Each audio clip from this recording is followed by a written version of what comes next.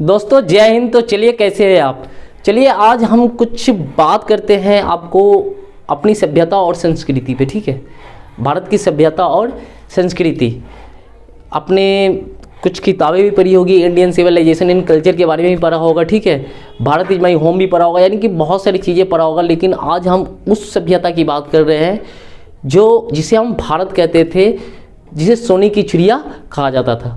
लेकिन आज हमारा भारत देश जो भ्रष्टाचार की भेंट चढ़ गया है, ठीक है, अलग अलग भागों में बट गया है, यहाँ विभाजन हो गए हैं। लोग एक दूसरे के लिए क्या कर रहा है, यानी कि एक दूसरे को काट रहा है। एक क्षेत्र से दूसरे क्षेत्र में चले जाओ, वहाँ पे लोग एक दूसरे को काट रहे हैं, मानते नहीं है। क्या हो गया समझ में नहीं आ रहा है यहाँ पे, यानी कि राष्ट्रवाद की भावना, यानी कि हिंदू मुस्लिम को काट रहा है, मुस्लिम हिंदू को काट रहा है, यानी कि यहाँ तो भाईचारा की भावना ही नहीं है। पता नहीं लोग कैसे जी रहा है। देखिए सबसे बड़ी चीज़ है कि हमें समाज में एकता और अखंडता लानी है, ठीक है, जो शायद अभी नहीं है। आज हम अपना वोट बेच रहे हैं, आज हम अपना वोट बेच रहे हैं। अब इस पर हम एक छोटी कहानी सुनाते हैं। एक आदमी था, ठीक है, एक आदमी था, बूढ़ा आदमी जो खड़ा था, और एक नेताजी आते हैं, उनसे वोट मांगते हैं। एक नेताजी आते हैं, उनसे वोट मांगते हैं और कहते हैं कि बाबा हमको वोट दीजिएगा, लीजिए आपको हम 1000 रुपया देते हैं। तो बाबा कहते हैं कि बेटा देख, मेरे पास तो कुछ है नहीं, ठीक है, 2 भैंस है, गाय है, कम कर तू हमें एक गधा खरीद के ला के दे दे, ठीक है। वो गधा रहेगा तो उस पर हम अपना सामान लोड करके लाएंगे, यानी कि घास भूसा लोड करके लाएंगे, माल जाल को खिलाएंगे।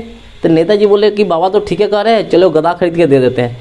तो जाता है बाजार में, घूमता है फिरता है, लेकिन उसे कहीं गधा मिलता है, लेकिन सस्ता नहीं मिलता, यानी कि 1000-2000 में कहीं से गधा नहीं मिलता है। बहुत सारे लोगों से मिलता है, गधे वालों से, कहता है कि गधा दे दो भाई, गधा दे दो, लेकिन कोई भी गधा का कीमत 20-30 हज़ार से कम होता नहीं है। और नेताजी फिर आते हैं बाबा के पास, बोलते हैं बाबा एक काम कीजिए ना, आप 2 से 3 हज़ार ले लीजिए, गधा बड़ा मुश्किल है। तो बाबा कहते हैं कि बात बताओ ना, गधा का क्या हुआ। तो बोलते हैं कि गधा का कीमत बहुत है।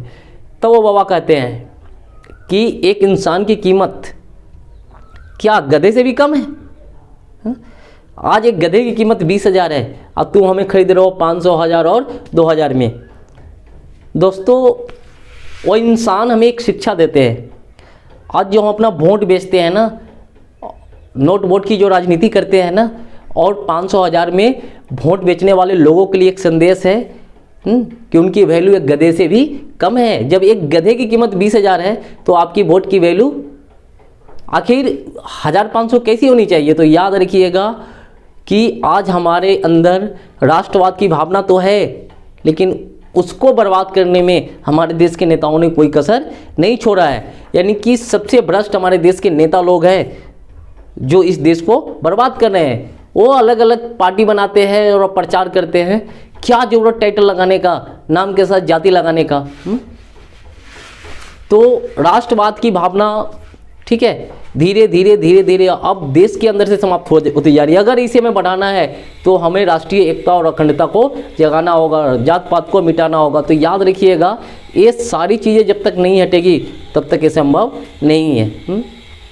एक है हमारे, देखिए क्या कहते हैं ना, बिहार में एक भोजपुरिया समाज है। ये भोजपुरिया समाज में अब कौन सा बातें हैं, अब देखते हैं, इतना असली गाना सब बनाता है ससुरा समय। बताइए अगर कोई आदमी और गाना को और परिवार के साथ बैठ के सुन ले तो बेहोश हो जाएगा उसी समय, ठीक है। एक भी भोजपुरी गाना जो अभी निकलता है, ठीक है, उसको आप परिवार के साथ बैठ के देख नहीं सकते हैं। तो कैसे कहिएगा भोजपुरिया समाज उसे। भोजपुरिया समाज आज से 50 साल पहले था, जो लोकगीत हुआ करते थे, लेकिन अब कहाँ है, अब कुछ भी देखने को नहीं मिलता है, ठीक है। तो देखिएगा सब क्षेत्र का वही हाल है। तो आने वाली पीढ़ी और ख़राब होगी अगर हम ऐसे चले। अगर आने वाली पीढ़ी को सुधारना है तो हमें सुधारना होगा, ठीक है, हमें वातावरण को सुधारना होगा, माहौल को सुधारना होगा। जब तक ये नहीं सुधरेगा, ठीक है, तब तक ये संभव नहीं है। अगर हमें कल को सुधारना है तो हमें आज सुधारना पड़ेगा। अगर हमें अपने बच्चों को आगे भविष्य में अच्छा बनते हुए देखना है तो हमें आज सुधारना खुद पड़ेगा।